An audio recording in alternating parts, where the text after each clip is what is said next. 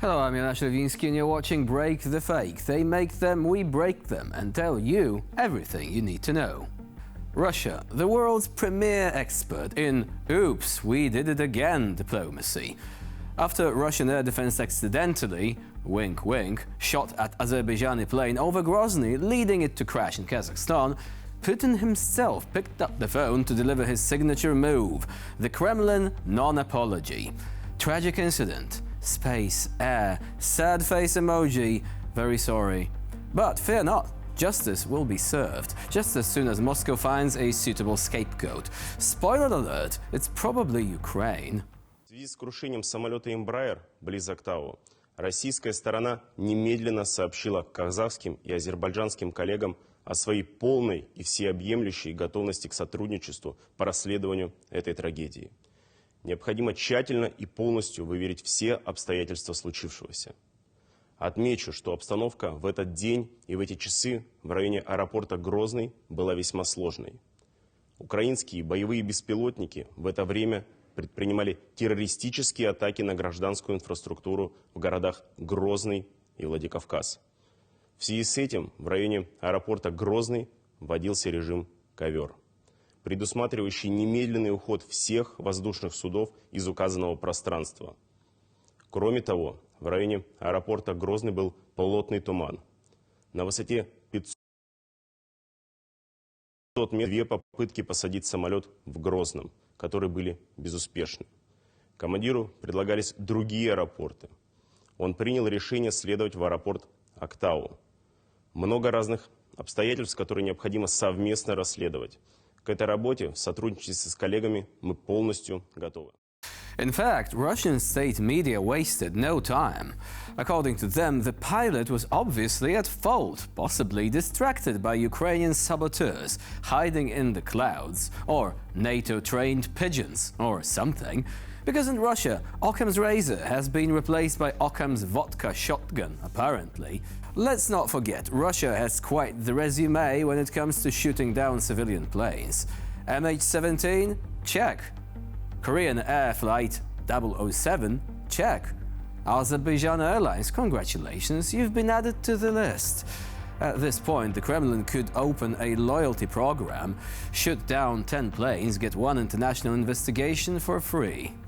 But hey, accountability is overrated when you have state-controlled TV hosts like Solovyov to spin every disaster into a Western conspiracy. And if anyone's still waiting for Moscow to actually pay compensation, well, let's just say you'll have better luck waiting for Putin to say the word war. Russia is really sparing no effort in becoming the world's clumsiest super spy thriller antagonist. Over the past few years, Moscow has been treating international law like a buffet table. Take what you want, leave fingerprints everywhere, and deny everything with a straight face. Let us recap their greatest hits. Novichok in Salisbury, subtle. Polonium tea parties in London, refined. Explosions in the Czech Republic, as discreet as a burr in ballet shoes. And let's not forget Montenegro, where Russian agents plotted a coup but somehow ended up on a sightseeing tour instead. Now, the Kremlin has just taken their shenanigans underwater, slicing communication cables in the Baltic Sea like some budget version of James Bond's submarine saboteurs. And yet, every time Moscow gets caught red-handed, state TV propagandists like Solovyov roll out the same tired script. It's a Western provocation, false flag, probably Ukraine. At this point, the Kremlin's denials are more predictable than the ending of a Russian election. Bravo, comrades. Encore. The land where Santa Claus becomes an enemy combatant and holiday cheer is shot down faster than an oligarch falling out of the window. In this year's Kremlin Christmas special, Russian air defenses heroically intercept the fat Western imperialist on a sled over Red Square. Santa, portrayed as some rogue NATO operative with a cargo of explosive Christmas cheer, shouts, "Hi, Russians! Here are your presents!" before a missile turns him into Rudolf Petey.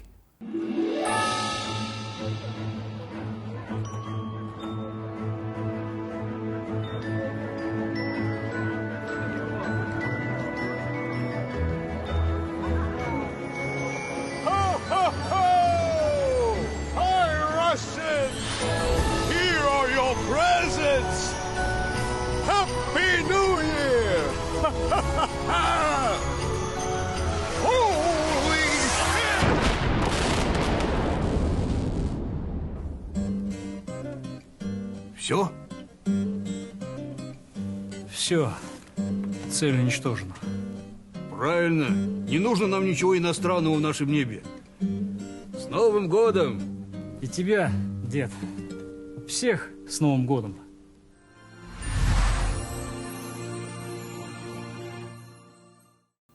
And of course, Grandpa Frost appears in the final scene, puffing out his frosty chest, fist-bumping an air defense operator and growling, "No foreign nonsense in our skies, Happy New Year." A heartwarming moment, truly.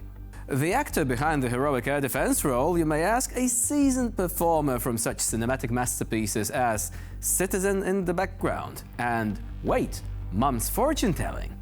Russia Today probably funded the whole thing with a budget of approximately 12 rubles and a half-eaten potato. Meanwhile, somewhere deep in the Kremlin, or the bunker beneath the Kremlin, Putin nods approvingly. Another victory for the motherland. Next year, we're taking down the Easter Bunny.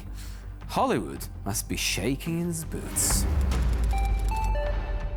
Crimea, the glittering jewel of Russian propaganda, where the sunsets are painted in Photoshop, the beaches are patrolled by sunburned conscripts, and now, apparently, it's the land of Western dreams. Yes, comrades, according to the latest Kremlin blockbuster, Europeans and Americans are allegedly flocking to Crimea, abandoning their pesky freedom and economic stability in search of, well, something. Cheap potatoes, unlimited access to canned fish, maybe, a front row seat to missile tests, we don't really know. In this cinematic masterpiece, fresh off the state propaganda assembly line, we see disillusioned Westerners arriving in Crimea with tear-streaked faces, throwing away the Starbucks cups and swearing allegiance to the almighty Grandpa Frost. Upon arrival, they are greeted by babushkas with moldy bread and grim smiles, with local bureaucrats handing them a certificate of permanent disillusionment. The narrator's voice trembles with patriotic fervor. Leave your decadent lives behind. Come to Crimea, where dreams come true, if your dream involves intermittent electricity and a daily dose of propaganda served with watery borscht, probably.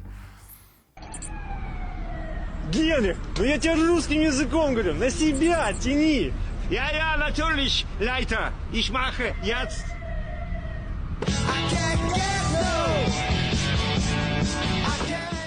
Какую музыку? Да пусть ваша национальная играет. Откуда ты? Бирмингем. И как тебе здесь? Тут очень хорошо. Хорошим людям хорошую страну. Переезд из ЕС и США на ПМЖ в Россию.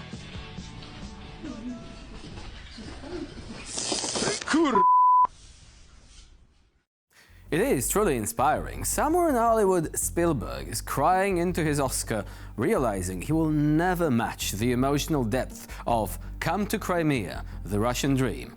Bravo, Kremlin Studios. The Cannes Festival awaits, or at least an award of most cringeworthy fiction of the year. Yeah, that's it.